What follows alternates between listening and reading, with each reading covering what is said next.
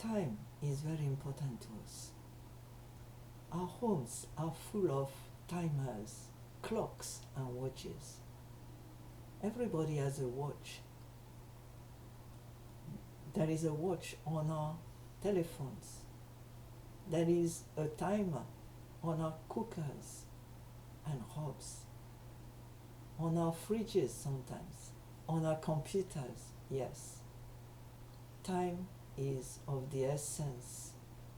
The English say it means we are aware of time and time is running. We cannot be late. There is a time for every meeting. When people invite you to a meeting, they set the day and they set the time. And we know that the Bible gives time as one of the first things. In Genesis, it is written that light was separated from darkness and it set time. And there was an evening and there was a morning, and that was the first day. And all over the Bible, there are many passages that tell us that time is important. God gives appointments. He told Abraham, this time next year I'll come back and your wife will have a child. He said that there is a time for everything under the sun. So we have to be aware. If your employer sets the time for you to work from 9 to 5, then it's 9 to 5. And if you come at 10, you will get into trouble. So I want now to encourage you to start thinking of time a different way.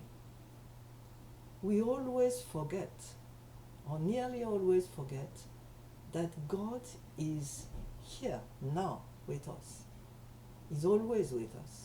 That's what he said. So don't forget that he's there when you talk to people. Include him in the conversation. Let him have his say in whatever we say and do. And the time we fix to others, if you tell someone the prayer meeting will be so day at 7:30 p.m. or the prayer meeting will be every day from 8 to 8:30 on Zoom. It means that we set a time. And the time we set, we tend to think that is for others to abide. But you know, it's also for us. If I set a time, I have to be the first to respect that timeline that I've given. If I say it starts at 8, then 8, I must be there. And there is a third person we forget, or a third group. When we tell others about a time for a meeting, a time for a prayer, a time for a service, a time for an encounter of any kind, it's not only to them that I say, not only to me, but also to God. And we tend to forget that. God hears it. As you say, it will start so time. God is also noting in his notebook 8 or 7:30 or 12. On our prayer platform, Prayer for the Nation, that's a closed group of intercessors, we set a time. During the pandemic, we were praying every 3 hours. We said it will be 3 a.m., 6 a.m., 9 a.m., 12 noon, 3, 6, 9 p.m., and 12 midnight. And everybody that was leading there respected those times for 2 years. Now we have only one time a day, 12 noon. And I have to respect that time because it's an engagement I took with God. Anything I decide, anything you decide concerning time is also an engagement you are taking with God. So if you have been late to come to church. If you have been late to come to prayer meeting, I want you to rethink. It means you are failing God, because God will be there waiting for you at the precise time. And God is not like, in my hometown back in France, we tended to have a kind of 30 minutes delay. So if you tell people, well, we are meeting at 3 o'clock, then they start coming from 3:30. In Nigeria, it's even worse. It can be 3 hours, not 30 minutes. People tend to just take time, very elastic. And I've even seen churches where people start coming late, then come out, have a snack, go back in and out, shuttling in and out of church. This is not what God expects.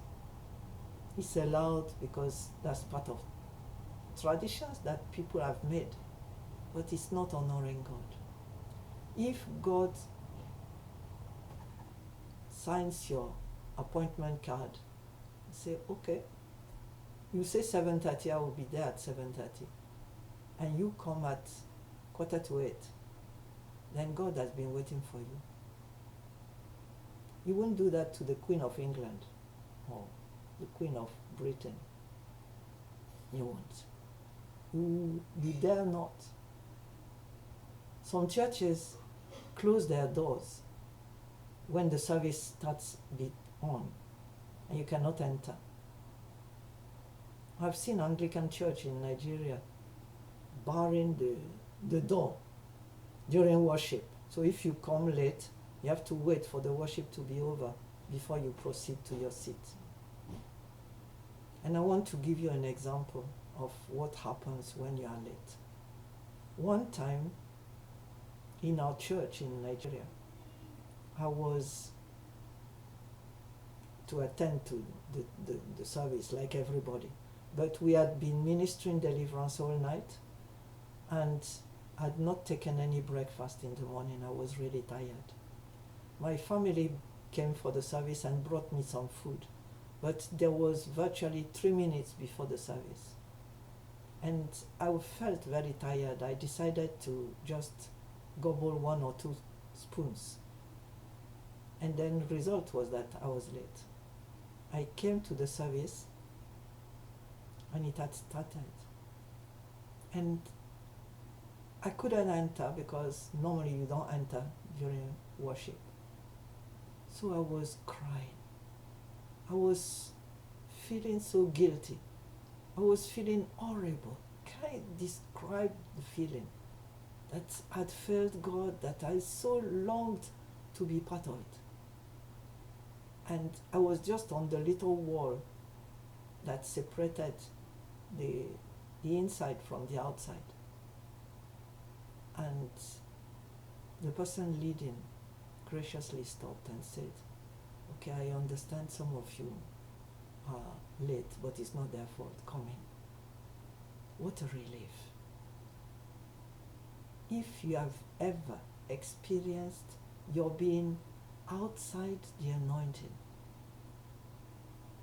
shut out because of your own actions, you will understand what I'm saying. So please, be in time. Honor God with your being in time.